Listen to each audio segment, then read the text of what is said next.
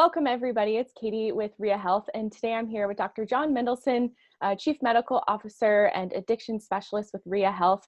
And today, Dr. Mendelson, I'd like to ask you more about your professional opinion as to why it is that some people can drink through the medication Naltrexone when they're taking it following the Sinclair Method, meaning they take the medication, yet they still continue to drink as if it feels like they had never taken the medication.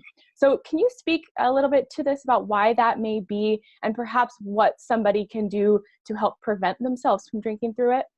Yes. Well, I think that the first thing people should do is to make sure they actually took the medication. Many times people actually forget to take their meds. They think they've taken them. Studies show that adherence for most medications is about 50%. So make sure you've actually taken it. That's step one, right? But having assured that you've taken the medication, this is a very common complaint, and there are a couple of potential reasons why you may not get as good a response to naltrexone as you're hoping for. First, of course, there's the issue that maybe the medication, maybe your pathway for drinking isn't really mediated by the endorphin and enkephalin system, the endogenous opiate system in the body. But more commonly, what happens is people get a partial response, and that is to say they have less interest in drinking, but they have enough that they want to keep going, and particularly if people are drinking to modulate negative emotional mood or stress. This is the time when if alcohol is relieving your symptoms of anxiety and distress, we'll come back to this. A word called hyperkatifia is a word I just learned of that's actually pretty interesting, that deals with this. If you're drinking to modulate those negative emotional states, then naltrexone may not, you may actually need the alcohol more to eliminate those states and to produce a pleasure state, and modulate, taking away your endogenous opioid tone is not going to help that. Another common problem is that naltrexone is a drug with variable bioavailability, meaning that some people, when you take a pill, the pill doesn't, you have to take the pill to make it work, but it also has to get in your body. It has to be absorbed, and many times, many drugs have variable absorption. That's called bioavailability, and naltrexone, between 5 and 40% of the dose is absorbed. So some people don't get very much in. They take there's an 8-fold range there of absorption. So you may need more than 50 milligrams. Now, I know a lot of people listening are do-it-yourselfers. You don't have a doctor. You don't have someone working with you. I do not recommend you increase your doses without medical supervision. Okay, I think at that point you need someone who can actually watch with you and follow your medication.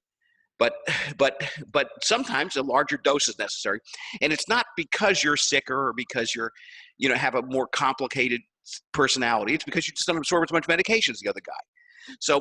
So first, remember to take your pills. Second, if you've taken your pill and you're drinking because you have a negative emotional state, you may need another medication or a different system, or something in addition to naltrexone. Third, if you're getting a partial response, you may want to consider a dose increase, and you need to do that with an expert. So the other reason you may need, so I said that you can have variable absorption, but even after the drug is absorbed, there can be variable effects, and some of those, if I kind of like, if you think of reward, right, that you're drinking to get a reward, and naltrexone's blocking some of that reward. Well, the rat in the little cage with the lever can, if you say you just have to work harder to get to the same reward, the rat will press the lever more, right? So if naltrexone only minimally attenuates the reward of drinking, then you just drink more to get to that space, to get to that spot. You just push the lever a few more times. and get there. So that's the final key point, is that you really have to pay attention. You have to pay attention to naltrexone effects. It's not magic. You just don't take the pill and then ignore everything else. You need to actually have a plan for stopping. You have to pay attention to how your body is reacting to the alcohol. You have to, and if you notice that, this wasn't as much fun as I thought it was going to be, right? Or it just didn't make me feel as good as I thought, stop there, right? Don't try to you have to make a conscious attempt not to get, to that same place, that same intensity of intoxication. And, let's face it, everyone who is a drinker started drinking because they had fun for it. They had pleasure. They had pleasure with it. So, and if you're still reaching for the pleasure, right? If you're still reaching for the pleasure, you have to pay attention to the fact that it's not as pleasurable, and you can stop now. Okay. So I think the key points in this one are: one, if you're drinking for stress or anxiety or because you have a negative emotional state, naltrexone may not help with that at all. You may need other treatments. Second, if you're drinking for pleasure and you're attenuating the pleasure, you have to pay attention to the lesson signal. Otherwise, you'll just work harder. And it's kind of like if your boss tells you, like, I'm demoting you. Like Katie, we're busting you down to private, right? If I tell you that and you say, well, I'll just work harder to get back up to being, a corporal, right?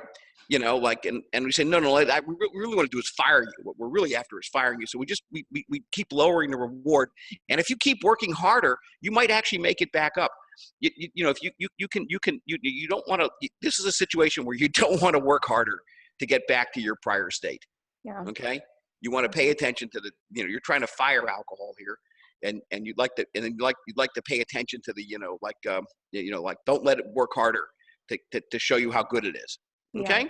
Oh, wonderful. Yeah, that was helpful. Just kind of a high level overview of why this is occurring. So thank you, Dr. Mendelson. I appreciate that. Okay. We'll talk to you soon. Yes, absolutely. Bye. Okay. Bye.